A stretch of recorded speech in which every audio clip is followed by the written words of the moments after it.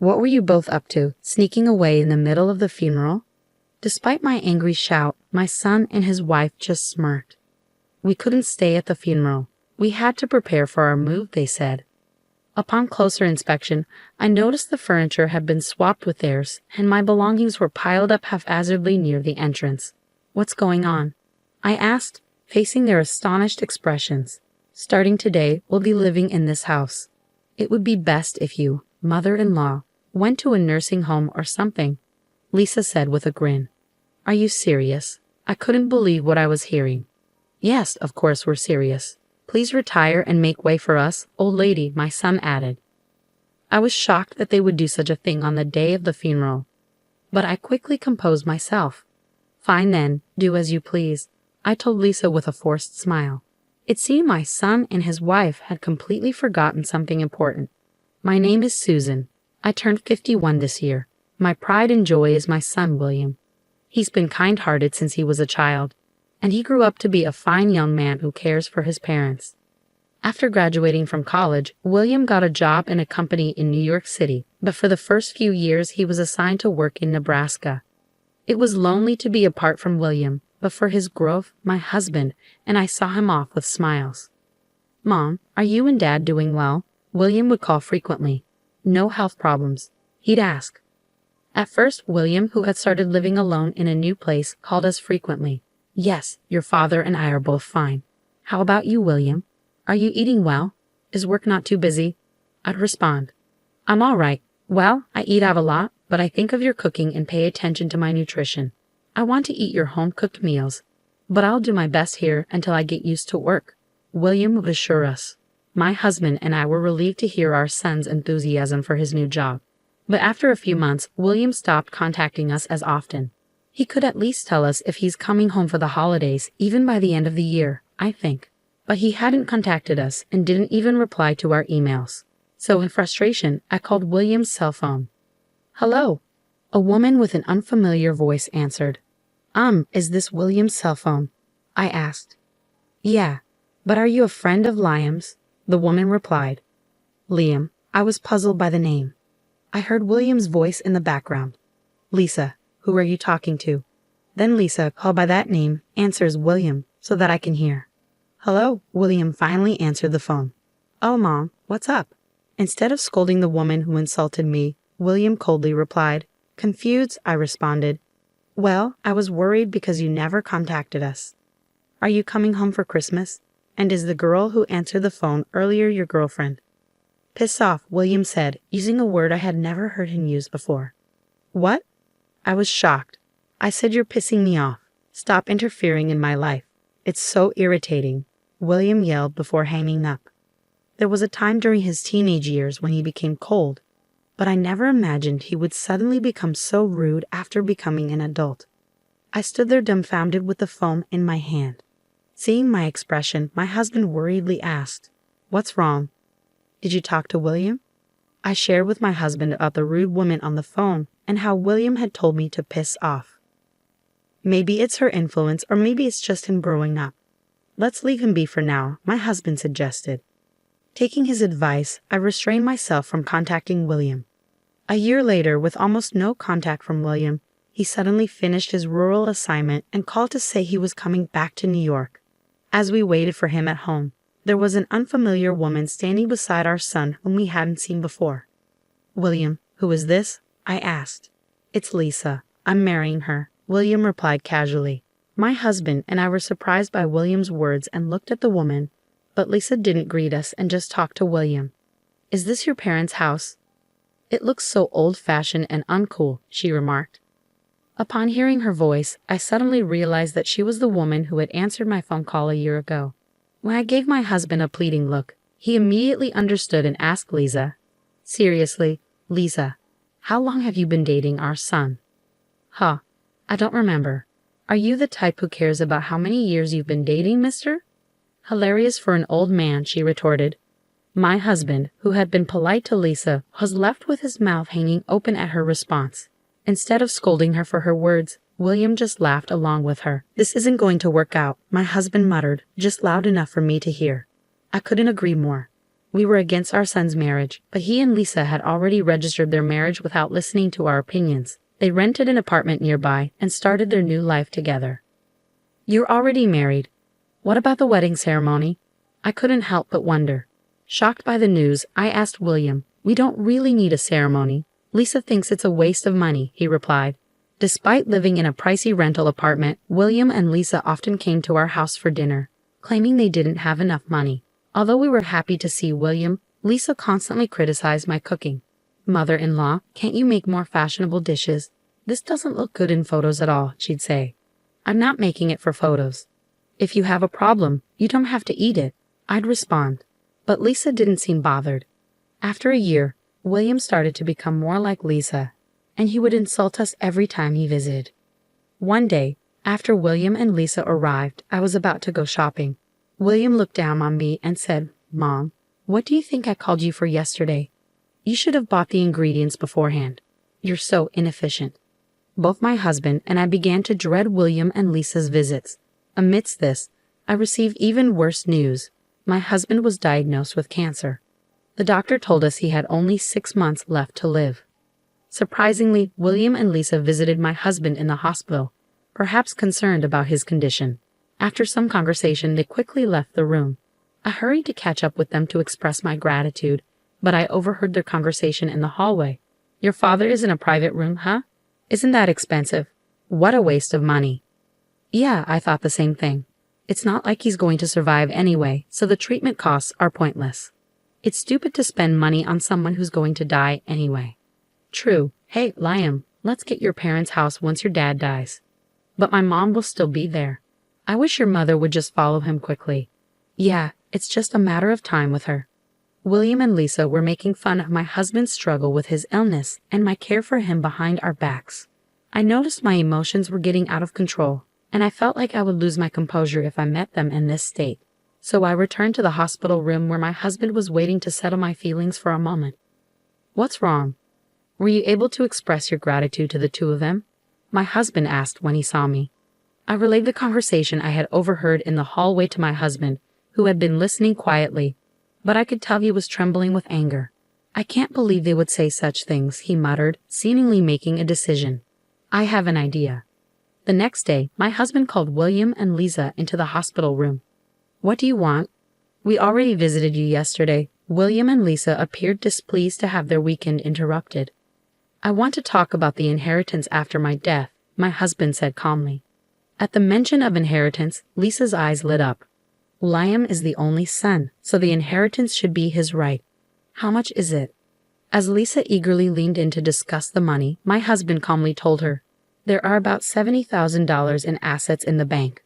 The life insurance beneficiary is Susan, so that will go to her.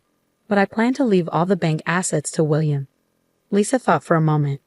Well, I guess it can't be helped that the life insurance goes to Mom. $70,000, huh? I thought there would be more. But then Lisa suddenly raised her voice. What about the family home? It's in a great location and the land is spacious, so it must be worth more than $100,000, she exclaimed. At Lisa's words, William also excitedly asked my husband, That's right, Dad. What about the inheritance of the family home? My husband spoke quietly. I'm going to put the house in Susan's name. After all, she's the one living there. Upon hearing this, William and Lisa strongly protested. What? That's not fair. Mom's getting the life insurance too, isn't she? The life insurance will mostly be used for funeral expenses and other costs, William argued. Even so, I'm getting the short end of the stick if I only get $70,000 and Mom gets a house worth more than $100,000. That's why I'm saying I'll give all the money in the bank to you, Lisa added. We don't need that petty cash. Forget about the bank money, just leave the house to Liam, they continued. My husband and I exchanged glances and nodded in agreement. Then my husband reluctantly told them, Fine, I'll leave the house to William and all the bank money will go to Susan. Is that okay? All right, William and Lisa celebrated with a triumphant pose. However, my husband continued, However, as I mentioned earlier, your mother is currently living in that house. Even if the ownership is transferred to William after my death, I want Susan to be allowed to continue living there. William and Lisa brushed off my husband's words in their excitement about obtaining the house. To make sure they understood, my husband reiterated the condition. The condition for William inheriting the family home is that Susan is allowed to live there while she's still healthy. William and Lisa, are you both okay with that? Reluctantly, they agree. Yeah, we get it.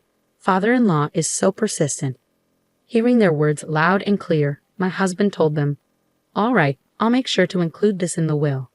William and Lisa left the hospital room in high spirits, discussing how to spend the $100,000 they had just received, without even saying goodbye to us. A month later, my husband's condition took a sudden turn for the worse. The hospital did everything they could, but they couldn't stop the progression of the cancer, and my husband passed away. While I was busy organizing the funeral as the chief mourner, William and Lisa were visibly restless. Even during my eulogy, they whispered to each other and quietly left the funeral home. They never returned after the funeral. When I got home, I noticed the lights were on. Feeling suspicious, I opened the door to find William and Lisa waiting inside. "What were you two doing, leaving in the middle of the funeral?" I exclaimed, but they just smirked.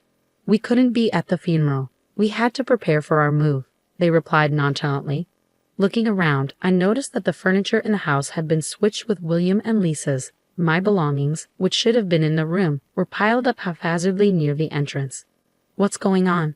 I demanded. Lisa quickly interjected, "From today on, we'll be living in this house. It'd be nice if you, mother-in-law, went to a nursing home or something." "Are you serious?" I asked incredulously. "Yeah, we're totally serious. You old people should retire already," William added.